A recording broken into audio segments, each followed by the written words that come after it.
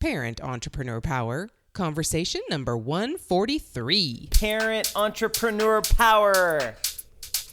Wait, what? Entrepreneur Power! This is the podcast for parents juggling the tough choices required for success in business while putting family first. Hi, I'm Mary Catherine Johnson, and I share the ups and downs and dirty truths of profits and potty training while chatting with successful parent entrepreneurs from all walks of life. Are you powered up?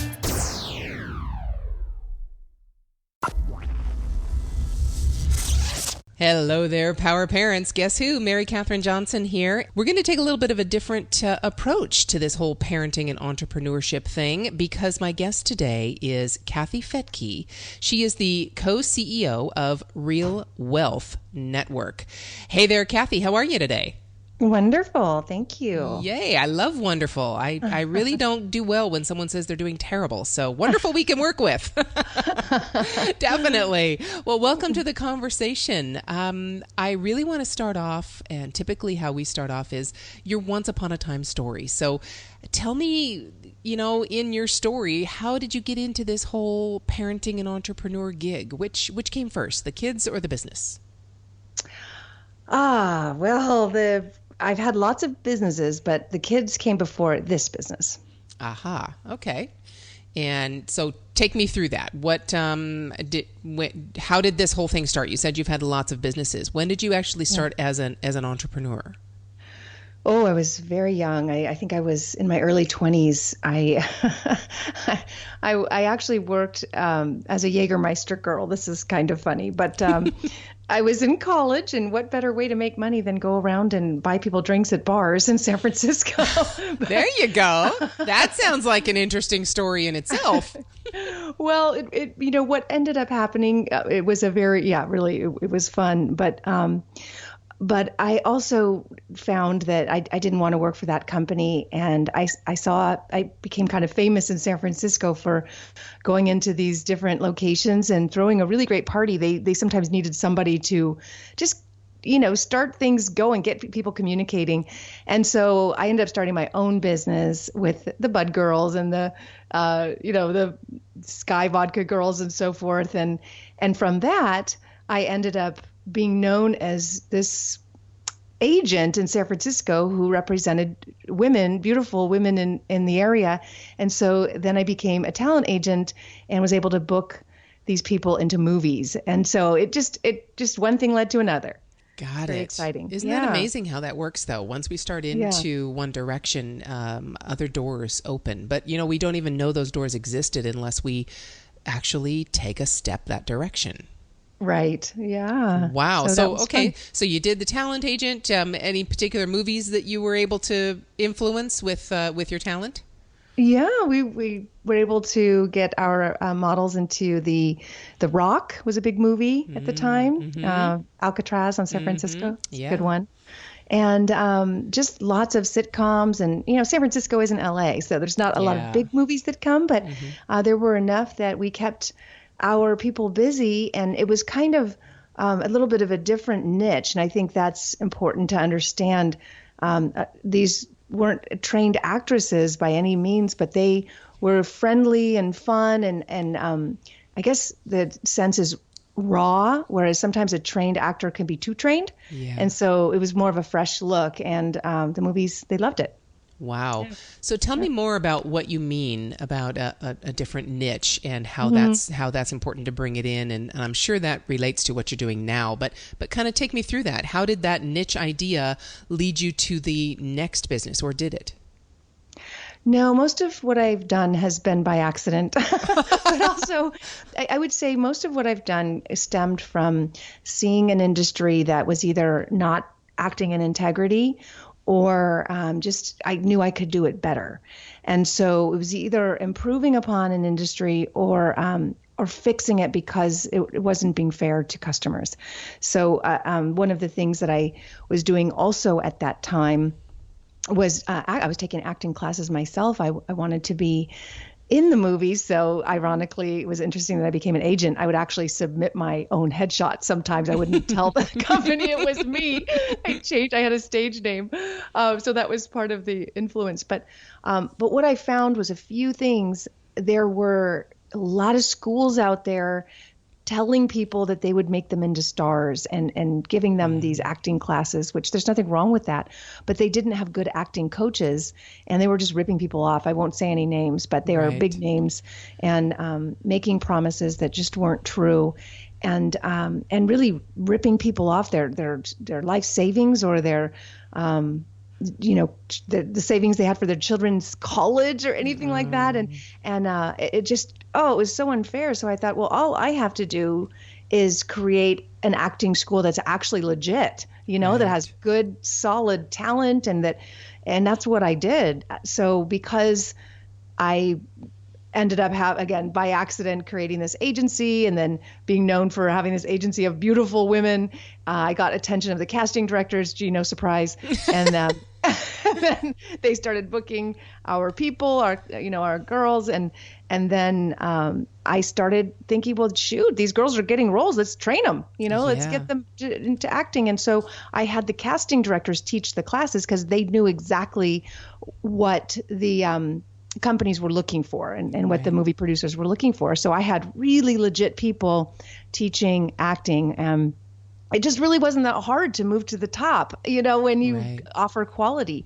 And the niche, like you said, the niche was more, I don't know how to say this, but kind of just more bodacious looking people than a lot of the modeling. All of the modeling agencies had very, very skinny skinny women.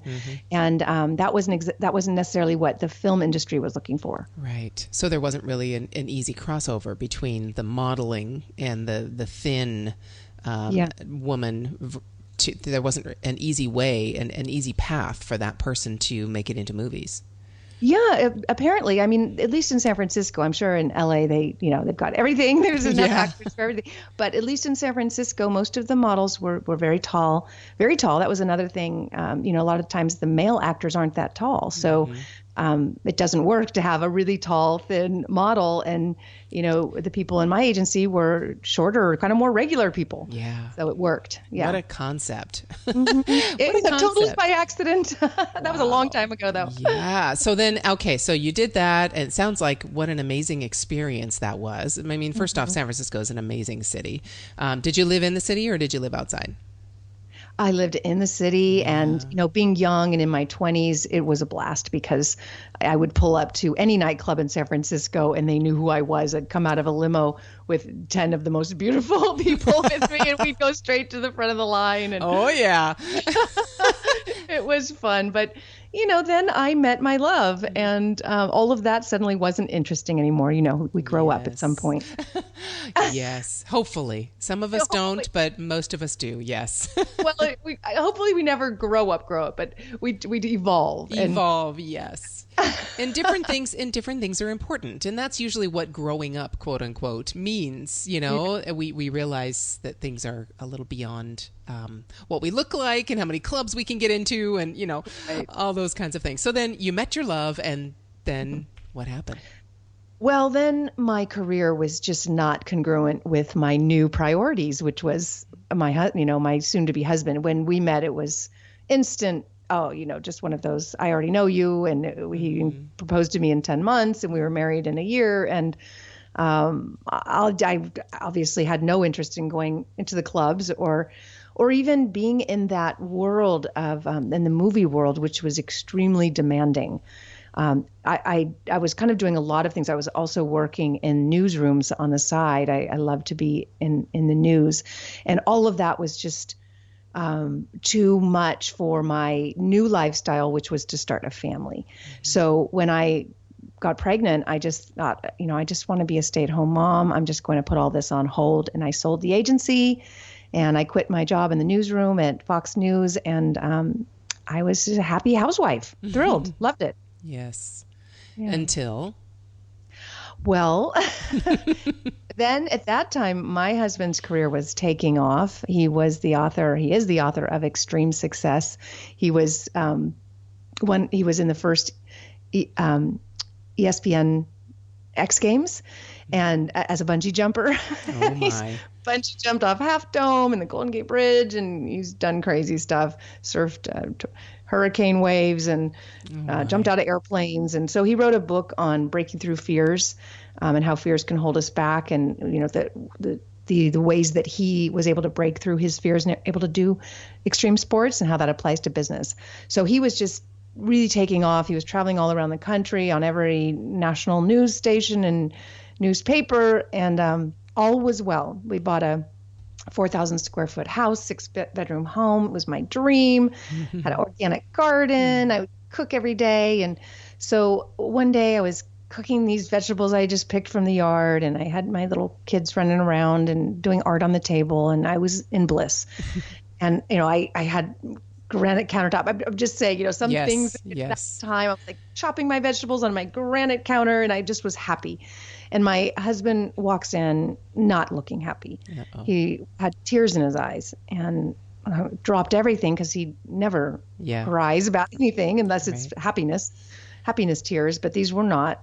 And he had just been at the doctor, and he had been told he had 6 months to live. Oh my goodness. Yeah. This wonderful bliss kind of gets a cold water bath. Yeah. Quickly. Ice water, a game changer. Yikes. What the heck? Right? So what happened? Well, he's my co-CEO today, so he's alive. Yeah, and well. Obviously, yes. Yeah. But we didn't know he had melanoma. He'd been a bodybuilder and, did a lot of tanning. He's a redhead, bad idea. Oh, no. Yeah. So, he had at the time done all this research on tanning. I don't know. Anyway, 20 years later, he got melanoma, and they thought it had spread, and it's very fast moving. Yeah. So I had to figure out how to let him have the best last 6 months of his life if the doctor was right. So I needed to get out of the kitchen and make some money, and it had been a long time because I'd been at home. And the one thing I had kept from my broadcast and talent days was a radio show. I was on KNEW in San Francisco, and I was kind of doing an Oprah style show, just interviewing people. I was a life coach. I was doing that at home, but very, very minimally. I think I was making maybe $2,000 a month, and we spent it on vacations, Right. So I had that, and I thought, well, maybe I can leverage that. Let him have 6 months off. Believe me, we blew through our savings and all our money with the medical bills. So it came to a point where we were just like had to figure out how to make some money if he was going to take time off. Right. And so I thought, well, there's one way to do it that I know of, and that's sponsorships. So I will find a sponsor for my show. Easier said than done. Yes. Oh, yes. Being in the podcasting world, that is definitely easier said than done. Yeah. So I started listening to other people who, other shows and who was sponsoring their shows. And this was radio at the time. It was podcasting wasn't really a thing. Right. When was this? It was in 2002, I think. Right. So, yeah. So I just, at the time, that's when the mortgage world was taking off, and that's when the easy loans were happening, and mortgage brokers could make a ton of money just shuffling paper. Right. So almost every single radio ad was for mortgages. So I thought, I'll call some of them. Right. I called every mortgage broker in town. I called every single one that was advertising, and I said, do you want to advertise on my show, and do you want to sponsor my show? And all I would get was a no, we spent our advertising budget, or no, we don't know your audience, or whatever it was. It was a lot of no's. Mm-hmm. And at this point, things were getting really tight. I was renting out rooms in our 6-bedroom house just to kind of pay the bills, and something had to happen. So I thought, the next call I make is going to be the one, and it's going to be an offer that nobody could refuse. That was the change, that if something's not working, you got to take a look at it and figure out what's not working and improve it. Don't give up. Yes. Or keep doing the same thing. Don't do the same thing and don't give up, but do something different. Yes. Obviously, somebody was spending money somewhere on advertising. Why not with me? Right. So the difference was, instead of saying, would you like to sponsor my show, which is basically like me asking you if you want to give me some money. Right. For nothing. Yeah, right. Yeah. I had to say it differently and give more. And so the next call I made, I went for it and I said, how would you like me to make you a star? Talk about a switch. And what about it? What an awesome way to bring in your past experience. Go. Yeah. Yeah, I kind of wrapped it all together and I got his attention. It wasn't a no. It was like, tell me more. And I said, well, I've got this show and I'll bring you on as a regular. And, I will make you a known name in the San Francisco Bay Area. And I need sponsorship to do that. Right. And he said, yes. Wow. And so lucky me, it turned out to be a really cool guy. Yeah. Otherwise, oh my goodness, what an awful thing to think about, having to talk to someone you don't like on a regular basis. I mean, come on. I was like I was trying to do Oprah topics and all of a sudden I'm talking mortgages, Yeah. Oh no. I came home to my husband and I said, oh honey, I got some money and I just sold out. Yeah. Gotta do what you gotta do, baby. And he started laughing. He's like, how are you going to make mortgages interesting? You're going to lose your audience. And we just laughed. And then, but he's brilliant. And so he said, well, make it human interest. Find out what people are doing with those mortgages. Don't talk about numbers and terms, Oh, and how exciting that would be, because that's exactly what people want. They want to dream about and see what other people are doing and dream about them doing it too. Yeah. So it was brilliant. And it just turns out that this guy was a real estate investor. So in addition to getting mortgages for people to buy a home, he was teaching them how to refinance their home and buy investment property and do more loans that way. And then the use of leverage and how you can borrow money in real estate to acquire an asset that, you really just can't do with anything else. You could have the best business idea in the world that is just guaranteed to profit, but you walk into a bank, it's going to be hard to get a loan. Right. But if you show the ugliest house in town that nobody wants, you can get a loan and you can put 4%, 3.5% down. Mm-hmm. And the bank puts up the rest, Well, because it's an actual asset that exists and has a certain value already, whereas your business idea doesn't. Exactly. So it was just my eyes opened to this whole new world, even though we had bought a house and we were renting rooms to pay the bills. So I was actually already kind of an investor without knowing it. But, he really started to educate me, and I started to interview his clients who were fascinating. And many of them were retired by the age of 30. Mm-hmm. From, being able to borrow money to buy an asset that cash flows, improve that asset by fixing it up, refi, get all your cash out, still cash flow, and go do it again. Mm-hmm. Wow. Or you buy a house, fix it up, live in it for 2 years, and when you sell it, the entire gain is tax-free. I mean, there was so much I learned that my show actually became extremely interesting, and I didn't lose my audience. I actually built it faster than ever, and suddenly our phones were ringing off the hook, and everything I promised this guy came true. He became a star. Our phones were ringing off the hook. Everyone wanted a mortgage. His money was well spent, and he looked at me and said, I can't handle all these loans. You need to go get your license and become a mortgage broker. And he pulled out 3 checks from his wallet. One was for $10,000, one was for $11,000, and one was for $12,000. And he said, I just closed these 3 loans this week. I think that got your attention. That's more than I made in a year. Yeah. That got your attention, definitely. I got my license. Yeah. Like that month, you don't make that kind of money in loans anymore. That was the good old 2000s. Yes, early 2000s. Yes, before 2008. Let's put it that way. Exactly. That was when any used car salesman could go get their license and make $10,000 a loan. Yes. Wow. And that's what happened. I got my license I studied, I got it the next month. And my very first loan, somebody came to me. And of course I was, now a radio host, so that helped. But on the topic of mortgages. So, right.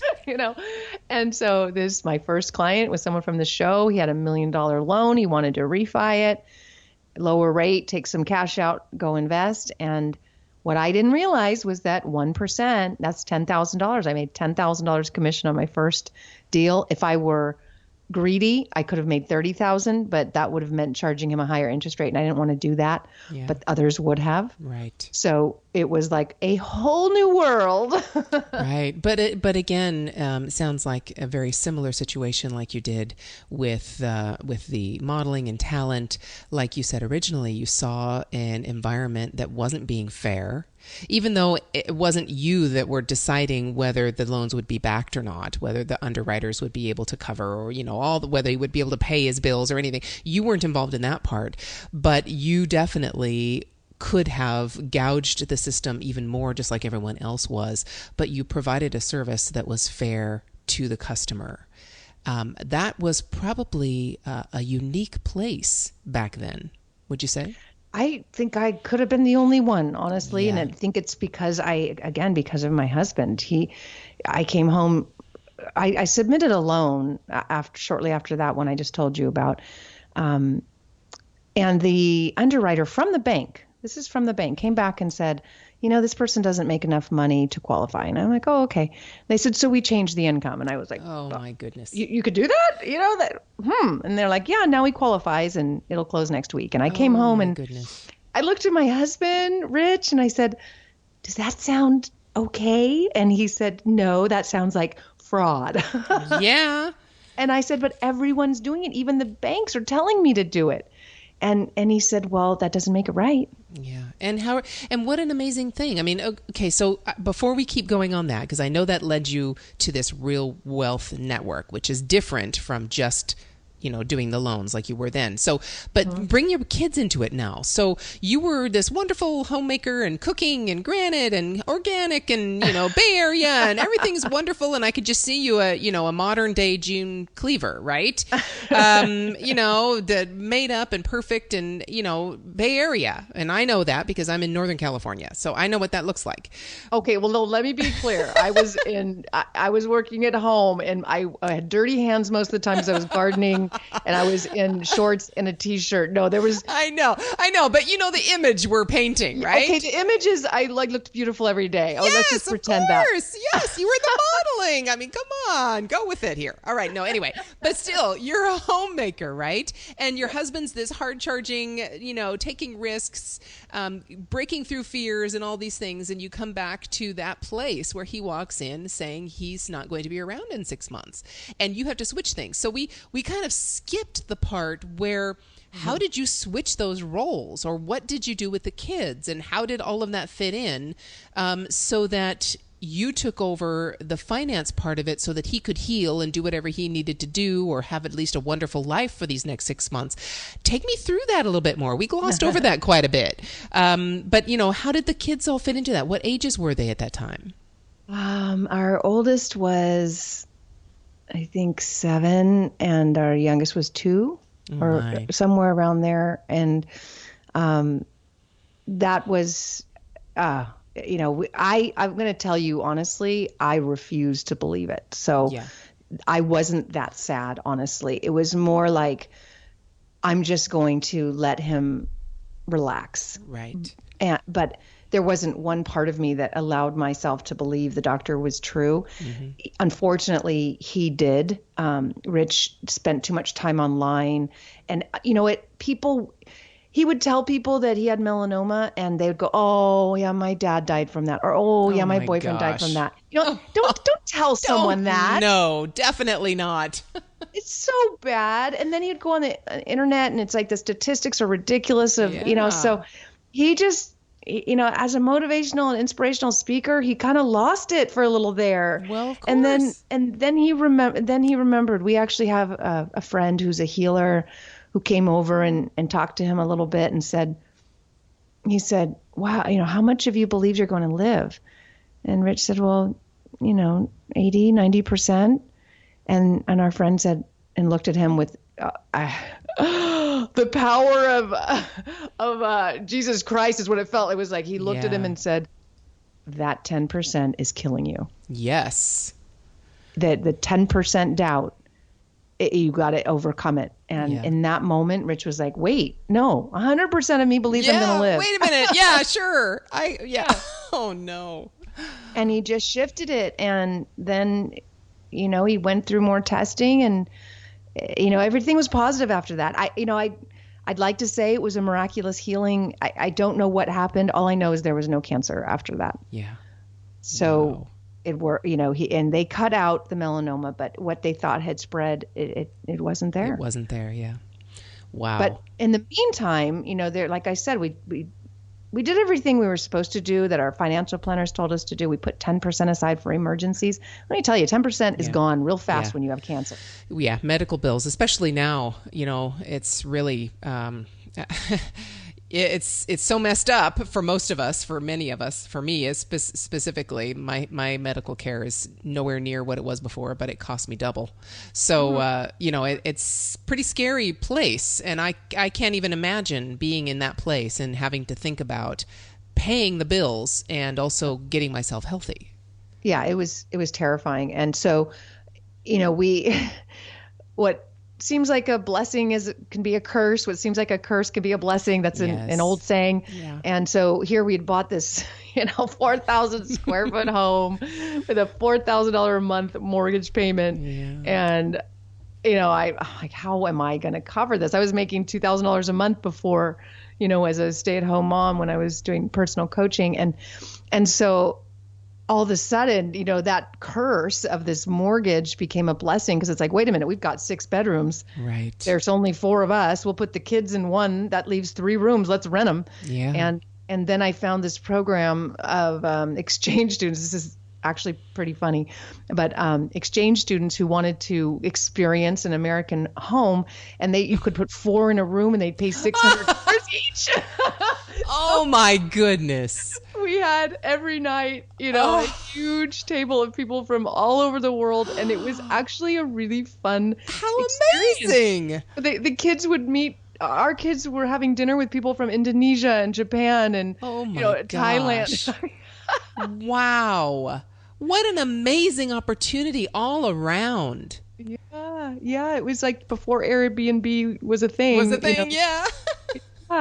And it was like a little bed and breakfast. It was awful. We had to wait in line for our bathroom, but you know what? That's not so bad when you're trying to figure out how to survive. How to make it work. Yeah. Yeah. So one of them was home if that was the 2-year-old, and then the other one was probably in school. Yes. So did your husband stay home and take care of the 2-year-old? Did you just, work things around your schedule so that you were home? I mean, how did that part work? Well, Rich is a international business coach. He coaches people from all over the world. So he could still do some of that from home, but mostly I just said, look, this thing is taking off. Do you want to raise the kid, be home and be with the kids? Cause we, they were young and he said, yes, we kind of switched roles. Mm-hmm. And he's this big jock, he's like I said, he jumps out of planes and off bridges and surfs and rock climbs. And, so for him to be, Mr. Mom, it's more common today, but it wasn't so common then. Same, yeah. But it turns out he was so good at it. I can't say I'd come home from work and find dinner waiting for me. Oh, no. No. My husband, when he was home, I did not come home and find dinner waiting. And I did not come home and find any kind of a clean house or bathroom or anything. So, yeah, I got it. I know. It's a little different. I mean, Rich is cleaner than me, so the house was definitely clean. But there was no dinner waiting, but that's okay. Yeah. But with the kids, our second daughter is just extremely active, and he was able to just keep up with her. And so in ways that maybe I wouldn't have known how or I couldn't handle. And so he would take her rock climbing and doing all these crazy fun things. So he was probably better at raising her than I would have been, honestly. So it really worked out. Mm-hmm. Yeah, because she was Wow. a bundle. Fire. And you're thankful you actually got to go to a job, right? Honestly, yeah. I mean, I didn't raise boys, but I would say she's as close to a boy as they come, I mean, just active and jumping off things. And I think I would have lost my mind. Yes. And he loved it. He was great Wow. with her. So it Wow. worked. And then, I still very much wanted to be an active mom. So I would still get home. I still would coordinate my own schedule and be at concerts and meet the teachers and do all those things. Right. I wasn't checked out, Right. but I was out, I was out working. Yeah. I was the working lady. Definitely. Well, that kind of brings me back around, because what you were talking about, what was going on in the mortgage industry back in the early 2000s, and you coming home and saying, and your husband saying, that's fraud, that's not right. I mean, we really, instead of just, and kudos to you, because instead of just going along with it and, well, hey, everybody else is doing it, when your kids come up to you and say, well, everybody else is doing it, what are you going to say to them? You can actually, from a place of actual authenticity, say, well, this is what you do. I don't care if everybody else is doing this. You still do what's right. Absolutely. And the thing is, those who were very good at the business, well, they were basically, in this case, just doing more fraud. Right. So, I am acquainted now. I just had someone on my podcast who went to jail for 5 years, right. Not because he was doing anything different than anybody else. Everybody, including Wall Street, they were all committing fraud. Yeah. He just did more of it because he was good at it. He had lots of clients, and that's kind of the position I was in. I was well known, and I had a lot of business, and so I could have gone to jail if I'd followed that.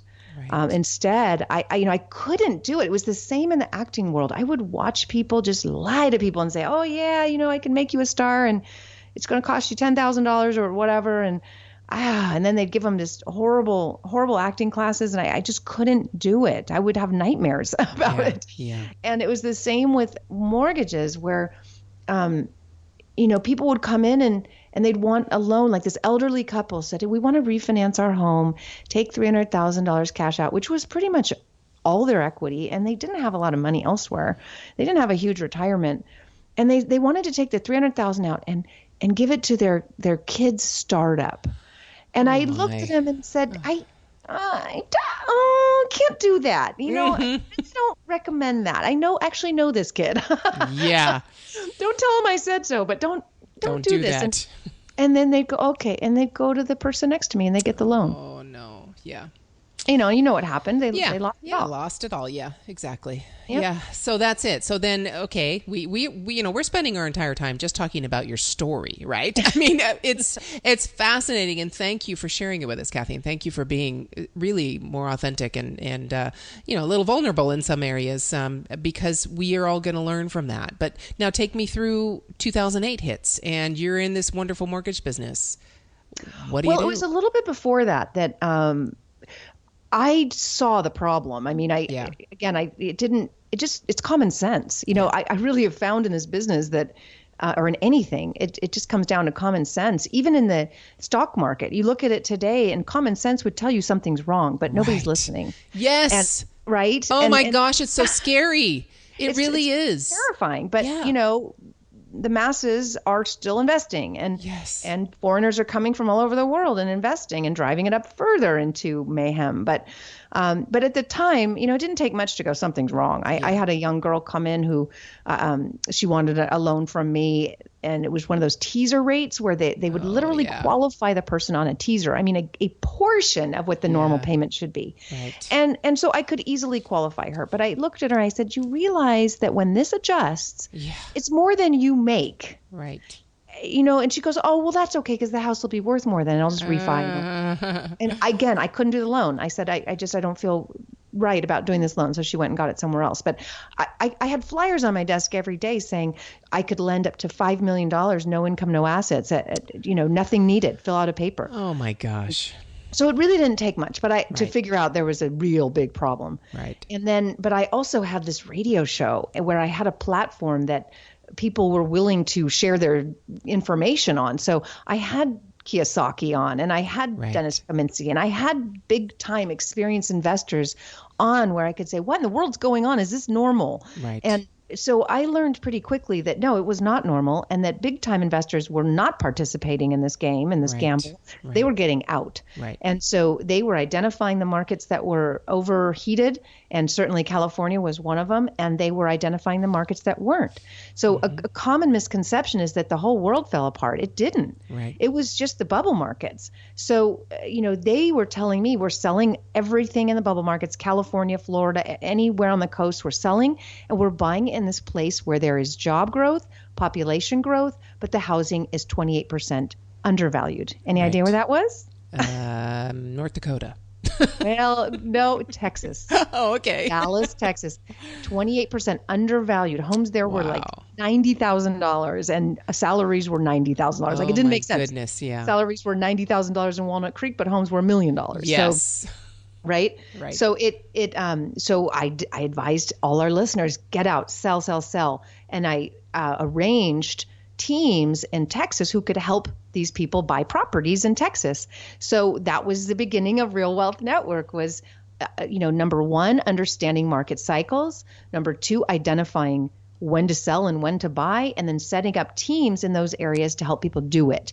And that, wow, now we have a network. Now, if one of these if one of these teams in Dallas hurts us, well, guess what? You're no longer part of the network. Right. It's kind of like Yelp. You just got 1 star, you're out, you know? Right. And nobody wanted to lose business. So it was like they had to serve us well. Right. And if they wanted continued business. And that's how it was started. And then, same with property management. Well, shoot, these are all a bunch of Californians who own Texas property. We better have property managers who are doing a good job. And you know what? If you don't do a good job, we're all going to leave to a better property manager. Right. So, we're taking care of our network. And that's how it started. I could tell you one amazing success story. There were very, very many, but one lady had all of her net worth in 3 properties in Stockton, California. Each property was $400,000. They were dumps. They were total trash houses. And I said, please sell, and I can exchange those for 4 brand new properties. Each house you sell, you can get 4 brand new ones who rent for the same price. So you can quadruple your cash flow and get out of this hellhole and these horrible homes that need repair every month, get into brand new ones, quadruple your cash flow, and get out of the bubble. Yeah. She did it, and she was able to give her notice, quit her job. She was making $10,000 a month in cash flow. And then a year and a half later, those properties she sold in Stockton were worth 1/4 what the buyer paid. Yeah. And that buyer was not a listener of the Real Wealth Show. No. Well, we can't save everybody, sorry, but especially people who don't want to be saved.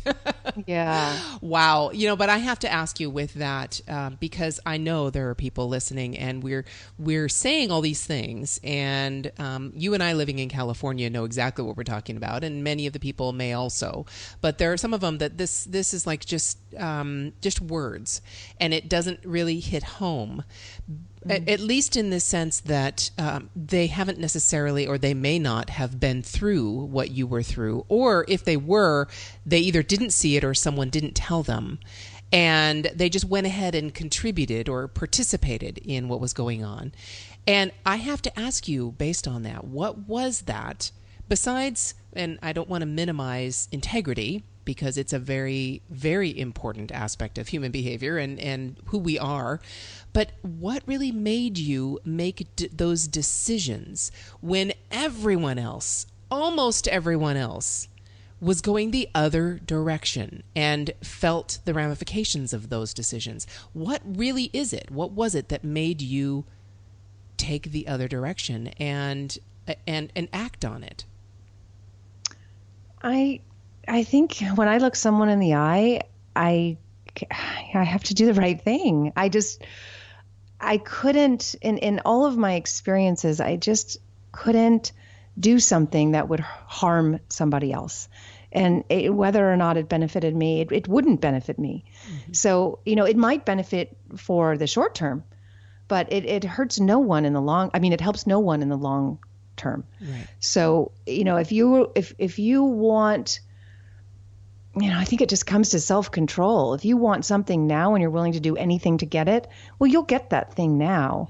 But karma's a I was going to say a P word, but it's real, and whether it's energetically real or just legit. Like I said, this friend of mine who went to jail for 5 years, he was stabbed and beat up. It was horrible. He was isolated for 2 years in one of those rooms, couldn't see the sky. I mean, there are repercussions for hurting people. So even though he was a multimillionaire for a few years, he also went to jail for 5 years. So it's not worth it. No. But I mean, just from that perspective, but if there were no consequences whatsoever and there was no way I could get caught or go to jail, I still couldn't do it. Right. I just, I still to this day, it's amazing. I'm on a mission now because real estate and the investing world attracts sociopaths, and I've been studying it. They are people who have, I'm serious. I know. They don't feel. And there's no remorse, none. I mean, they can look at you and cheat you and take your money and they don't feel bad at all. And they'll never apologize. Yeah. And there's 1 out of 4. I'm telling you, I've done the research and I've met many of them, and they come into my meetings. I have investors who come every month to our meetings. The room is filled with hundreds of people, and they trust me implicitly. And so every now and then, not every now and then, every month, a bad duck comes in and tries to take advantage of that trust. And they walk around and they try to get people's information and they pretend like they're part of me or, our network, which they're not. And so at the beginning of the meeting, I have to warn people, don't trust people that just because they're here at my meeting. I don't know who they are, but I mean, they'll literally come up to me and say, hey, I need to unload some properties. I'll pay you like $10,000 a house or 20 or whatever, if you just, sell them to your investors and right when they say the word unload. Yeah. Duh. Unload? What exactly do you mean? And the one guy literally said, oh, well, I bought a bunch of properties. They turned out to be junk and I need to get rid of them. And you want to do it to my peeps? No. Yeah. But, so I could say if it's 200 homes times 10 or $20,000, I could make a bunch of money. Yeah. I'll tell you what, I wouldn't be there the next month. Yeah. Well, yeah. And that's, when you say karma in the negative sense, we all know what karma is, but karma is 10 times stronger, I think, when it's positive. It really is. It's 10 times stronger. It's still, karma is karma, positive or negative, but it's 10 times stronger when it's positive because you are building something well beyond yourself. And it's not just about you, right? Because you're giving. Yeah. It feels that way. It feels like it is creating a life of its own now in a positive way. Yeah. Yes. Wow. What an amazing story. So, there are all kinds of things that we would typically be talking about and doing in relation to parenting and business and all of that. But I really, it comes down to the life you're living. So based on the story you just told us, and Power Parents, I hope you took the nuggets you needed out of that story. And we call ourselves Power Parents, Kathy, because really when you raise kids, just like you were talking about with your daughters, if we go through potty training, we have some skills that we just don't get rid of, right? If we can handle potty training, we can handle business. No problem. That's nothing. That's so true. So we have a power already as parents to transfer a lot of those skills into business. But based on that story, I'm really feeling now the ideas of freedom. And there are 3 freedoms that I think are important in my life. And I know that my listeners are feeling the same way because we've talked about these a few times. And those 3 freedoms are mental freedom, physical freedom, and financial freedom. And mental freedom is really the freedom from all the junk that we tell ourselves, right? So what you were talking about with your husband, breaking through fears and motivating yourself and really getting down to the core and breaking through a lot of the things that hold us back. That is one of the aspects of mental freedom. And then, of course, physical freedom. I would assume your husband also has this, to be able to physically do what we want to do and be flexible and able to age well. Okay, still doing what we want to do as we age. And then there's, of course, financial freedom. And I don't think I have to explain what financial freedom is, right?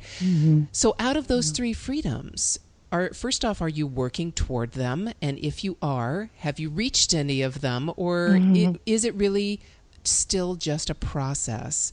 And are you enjoying that process? I think it's always an exercise, because just like I said, when I was chopping vegetables in my kitchen, I had all those things. Right. And then I didn't. Right. And then I did again, and then I didn't again. So I don't think life isn't stagnant. There's always the next level, like a video game. You made it through the first level, and wow, the next level is a little bit more challenging. We didn't come here to just skate, or just lay on a beach and soak in the sun. Right. We came here to grow, and to, to love, and to have bliss, but also just to deal with challenges. So. Rich and I have been millionaires and millionaires, over and over. It's just like, and what I found this last time when we really hit the peak of our success was that, so financially, absolute freedom, where the company's running itself and, I can have anything I want. I was probably the least happy I'd ever been in my life. And that was weird. That was a really weird awakening, because my kids are fabulous. Like, they are amazing. And I think it's partly because in their formative years, I was 100% there. And then when I kind of hit the road more and was working more, Rich was there. And I would still drop everything to be with them. But I got busy. And so my kids are wonderful and healthy. But I realized I had become a workaholic, and so what did all this stuff matter, and money? It didn't matter. None of it mattered. Mm-hmm. And so I had another awakening just a couple of years ago that it was time to create more balance. So freedom of time, I guess you could say. Yeah. Yeah, we had the financial freedom. I have the physical freedom. Rich and I are both really healthy. We've always made that a big priority of eating well and exercising. And the mental clarity, we focus on the positive and we're constantly self-improving. But I hadn't been focusing, I hadn't been balancing as much, like really taking time off to be 100% present with my family for more than a few hours, more than dinner, like for a week, know? Right. Yeah. I hadn't been doing that. So. And now you are. And now we are. Yeah. Rich and I are unplugging this weekend, and we're going away for a week where we won't have any Wi-Fi. We're a little scared. We haven't done that. We haven't done that. So we're completely unplugging. And it's going to be great. It's going to be great. But a lot of times what comes up is like, ooh, what are we going to talk about? And, what are we going to do? And are we going to get bored? And we're going to be empty nesters soon. And, these are questions that come up. That is why people get distracted and busy. And right? We don't know what to do with unbusyness. Yes. Oh my goodness. Yes, I agree. And it's, power parents listening, I would advise you, if you have young children now, to try and break that habit of being busy, of always having yourself connected somewhere, because it will serve you well when you do become an empty nester, because you will one day. This is the job that will end, at least as you know it, and you will be standing in your home by yourself or with your significant other, and they will no longer be there. So that's looming. No, it is, and it was freaking me out. But what had happened is Rich and I stopped really investing in each other in the way that we did when we first met, or when you first meet anybody. You just can't wait to have your date nights and your weekends away. And we hadn't really done that. We hadn't gone away together for a week alone without the kids or without working or checking in on email or texting the whole time or whatever. We hadn't done it.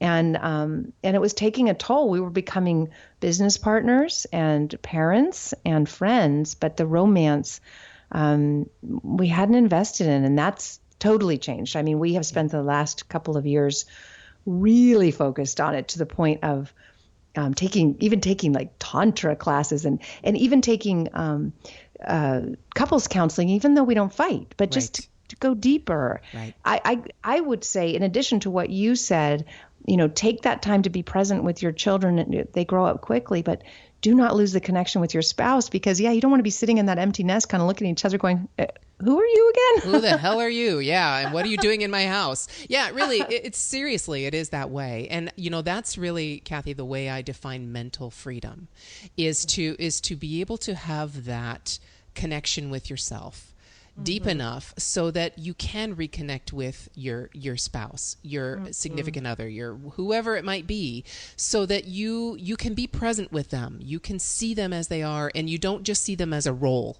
Because that's, I was looking at my husband, okay, he's the dad, he's the husband, he's going to go do this and I'm going to do that. And you kind of, divide and conquer kind of thing. Which is what we do when we're parents of young children. It's kind of what it's a, it's your mission. Should you choose to accept it, this is kind of your war mission. You go in and all right, you're going to do the dishes and I'm going to do the laundry and you're going to take this one here and that's the mentality you get into.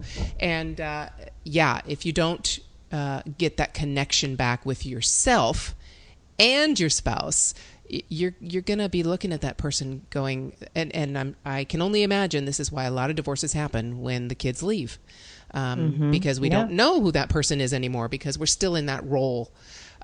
So good for you, because it'll serve you well. I've got he just turned 18. I keep forgetting, an 18-year-old and a soon to be 15-year-old. And, it's a transition, and it's tougher than any newborn lack of sleep you will ever experience, because you have to switch your roles and let go. And it's tough. So, wow, I can't believe we've been chatting for this long. I really am going to have to ask you back to really talk a little bit more about some of the other things in business, and maybe even a little bit more about some of the ways that you've been able to adjust and adapt to this new freedom. I would love to talk to you more about that. But in the meantime, I am so grateful that you were able to spend this time with me. I really, really appreciate it.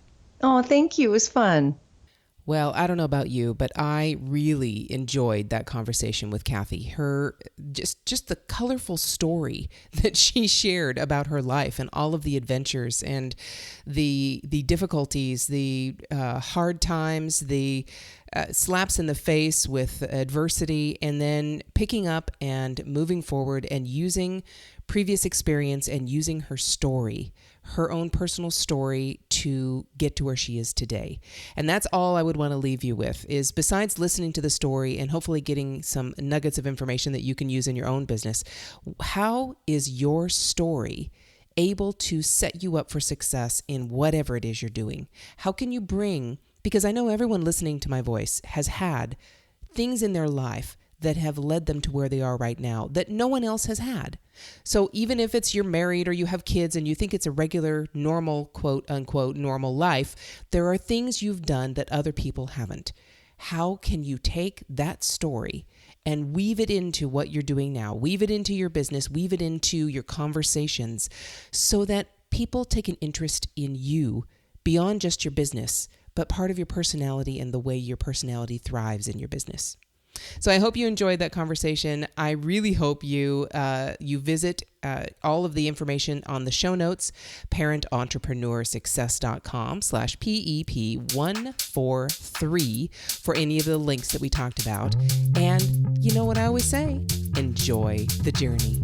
To get powered up for your day, just go to parententrepreneur.power.com and listen to any one of the over 100 episodes we've had so far with amazing entrepreneurs just like you. It might just help you feel like a grown-up again.